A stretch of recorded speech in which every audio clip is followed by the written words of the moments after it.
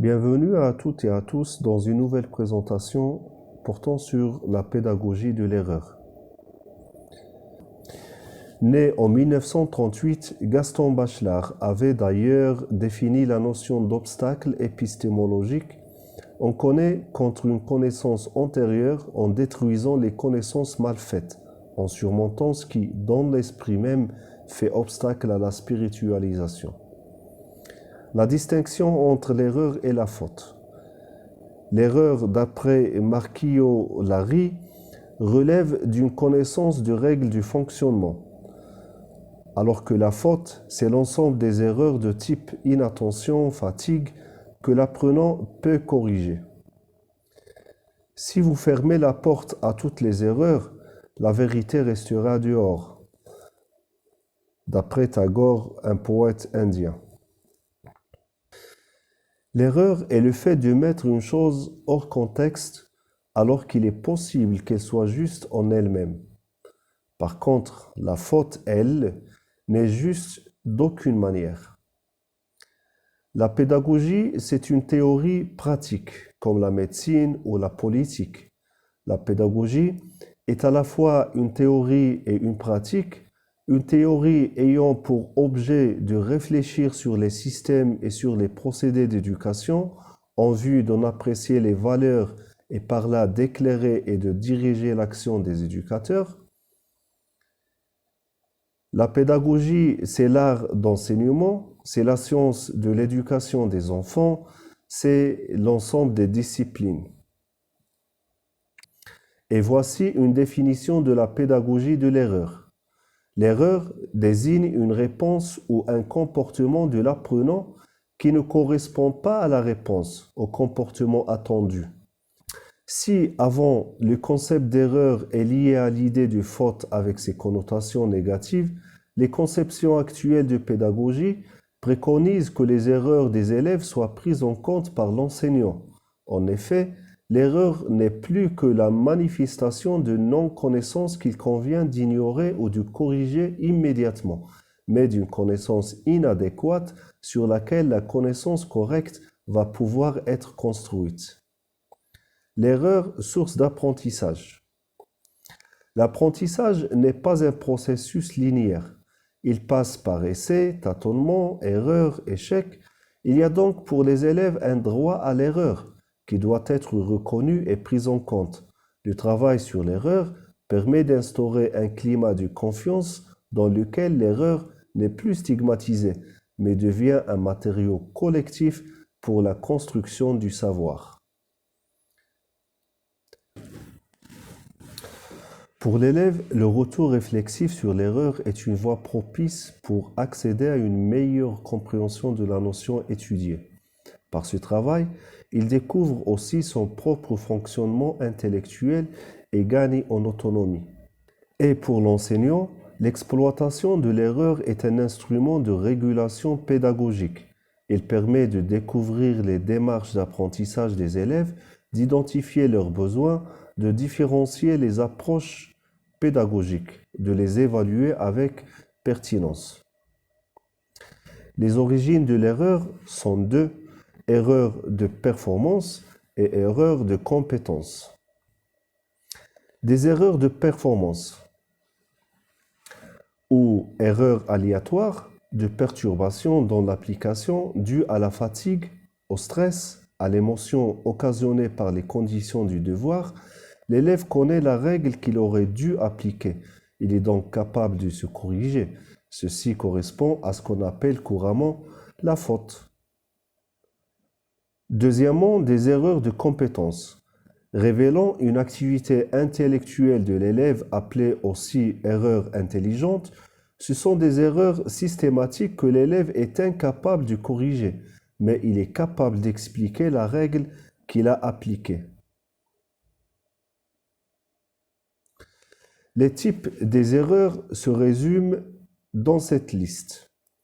Erreurs relevant de la compréhension des consignes du travail, erreurs relevant d'habitudes scolaires ou d'un mauvais décodage des attentes, erreurs relevant des conceptions alternatives des élèves, erreurs liées aux opérations intellectuelles impliquées, erreurs portant sur les démarches adoptées, erreurs dues à une surcharge cognitive, erreurs ayant leur origine dans une autre discipline.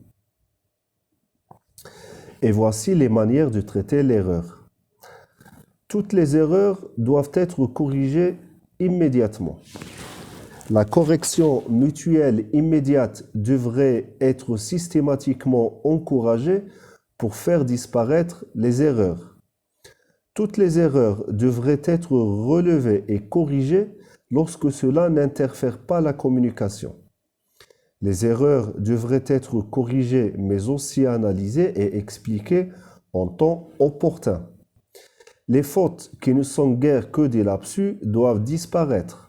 On ne devrait corriger que les erreurs qui interfèrent avec la communication. Les erreurs devraient être acceptées comme langue transitoire et ignorées. Les avantages du traitement pédagogique de l'erreur. La pédagogie de l'erreur favorise le développement personnel des apprenants qui prennent plus de risques. Elle favorise la résolution des problèmes de la pensée critique. Elle renforce la rétention et la compréhension des connaissances. Elle permet de connaître les conséquences tangibles de leurs décisions. Elle supprime les limites créées par la peur de l'échec. Elle permet aux apprenants d'être plus confiants en général dans tous les aspects de leur vie. La pédagogie de l'erreur aide les apprenants à faire des connexions entre les idées et les concepts. L'analyse de l'erreur.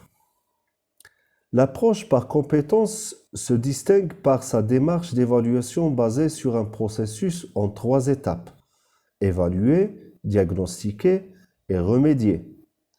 Cette pratique émane du principe « ce qui distingue l'enseignant professionnel, c'est sa capacité de diagnostiquer et son efficacité à remédier. » Une activité de remédiation n'a du sens que précédée d'un bon diagnostic. Un diagnostic des difficultés comprend 4 étapes principales: le repérage des erreurs, la description des erreurs, la recherche des sources des erreurs, la mise en place d'un dispositif de remédiation.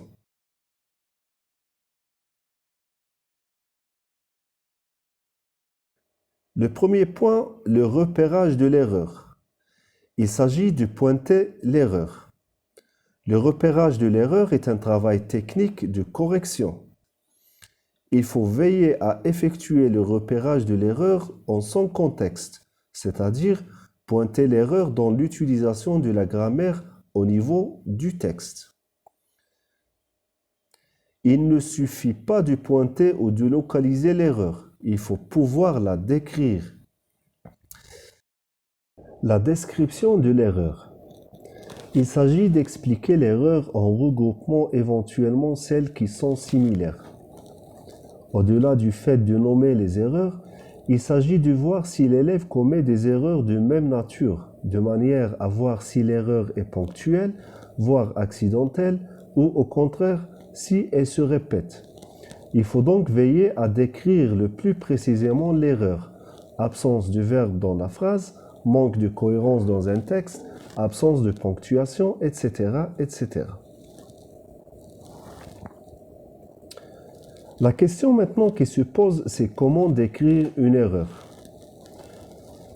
Ça se fait par la catégorisation en grandes rubriques, prenant comme clé du classement les différents niveaux du texte, c'est-à-dire les erreurs au niveau du paragraphe, de la phrase, du mot, les différents aspects de la maîtrise de la langue, c'est-à-dire les erreurs de cohérence, les erreurs relatives à la ponctuation, à la morphosyntaxe, à la conjugaison, au lexique, à l'orthographe, par la catégorisation en petites rubriques pour être le plus précis possible dans la description des erreurs. Voici ce schéma.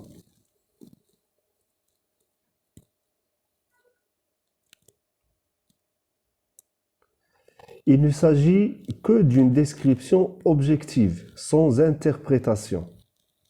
L'essentiel est de décrire le plus fidèlement possible les erreurs en essayant de les regrouper. Pourquoi regrouper les erreurs? Identifier plusieurs erreurs commises par un même élève permet de retrouver plus facilement quelle est sa difficulté. Quand un même type d'erreur se répète, on peut plus facilement émettre des hypothèses sur les sources d'erreurs. Identifier plusieurs erreurs similaires commises par des élèves différents permet de regrouper ceux-ci dans une activité de remédiation ultérieure. Il ne suffit pas de dire il y a une erreur, mais il est nécessaire de déterminer son origine. Alors maintenant, la recherche des sources de l'erreur. Il s'agit de rechercher le mécanisme déficient chez l'élève et d'émettre des hypothèses sur ce qui a pu causer ces insuffisances. C'est l'opération de diagnostic proprement dite.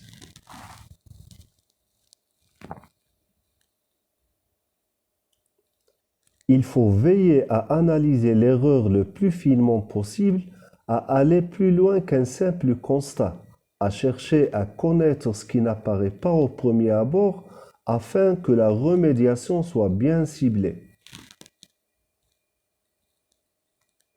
Cette phase de recherche de la source d'erreur dépasse la description précise de l'erreur, dans la mesure où elle essaie de l'expliquer.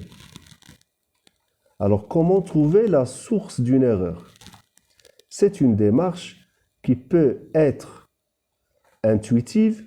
L'enseignant, à partir de la connaissance qu'il a de sa discipline, mais aussi de l'élève, de son parcours scolaire, de ses réactions, de son contexte familial, peut identifier ce qui pourrait être à la source de ces difficultés.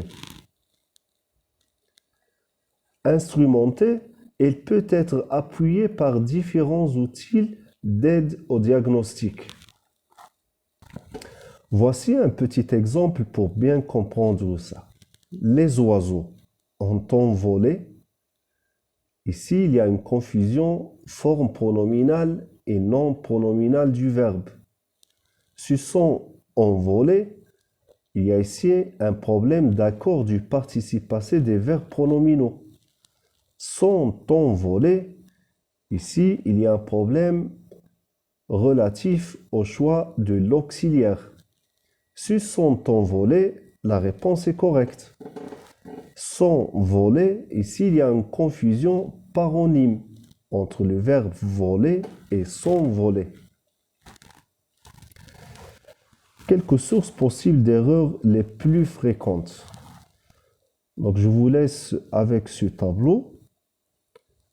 La description de l'erreur, le critère concerné, les causes possibles de l'erreur, qu'est-ce qui, dans l'histoire de l'élève, a pu l'amener à commettre cette erreur. Alors la première description, l'absence de production. La situation paraît nouvelle, présentation de l'exercice différente, support nouveau, contexte culturel peu ou non familier, tâches à effectuer différentes. La situation privilégiant un type de réflexion mal maîtrisé, l'élève se construit une représentation erronée de la tâche à effectuer. La situation impose des contraintes plus importantes, travail en temps limité, grand nombre d'exercices, degré de complexité supérieure. Les exercices se réfèrent à des apprentissages de domaines différents. L'élève prudent qui préfère ne rien produire plutôt de commettre des erreurs. Deuxième description de l'erreur, la production hors sujet. Donc ici, la formulation de la consigne double en bi contient du vocabulaire complexe. La compréhension de la consigne, problème de lecture, l'élève ajoute en lèvres en place des éléments dans la consigne, recréer la consigne. L'application, difficulté à faire usage des règles, des connaissances acquises dans un domaine particulier et les mettre en pratique dans un autre domaine. La mobilisation, difficulté à se référer à l'ensemble des acquis en extraire quelques éléments particuliers répondant à des conditions précises et nouvelles. Troisième description de l'erreur, l'incohérence du texte. Les causes possibles de cette erreur, difficulté d'organiser des idées, de gérer des informations du texte, pauvreté lexicale, l'élève ne dispose pas du lexique qui lui permet d'exprimer certaines idées, tendance à replacer telles quelles certaines phrases apprises, et bien sûr l'absence de prise en compte du critère de communicabilité du texte. L'élève écrit pour lui-même. Quatrième description de l'erreur, absence de verbe dans une phrase. Les causes, l'interférence entre les deux langues, arabe et français, mauvaise perception du verbe et de son rôle dans la phrase, la non-maîtrise de la structure groupe nominal plus groupe verbal. Cinquième description de l'erreur, l'orthographe d'usage. Mauvaise perception du phénomène, méconnaissance de la graphie, confusion entre deux graphies correspondant à un même phonème, en par exemple. L'orthographe d'usage mal fixée, lexique insuffisant, manque de manipulation du lexique fondamental. Il ne suffit pas à un médecin d'établir le diagnostic de la maladie de son patient. Il doit surtout lui prescrire le remède.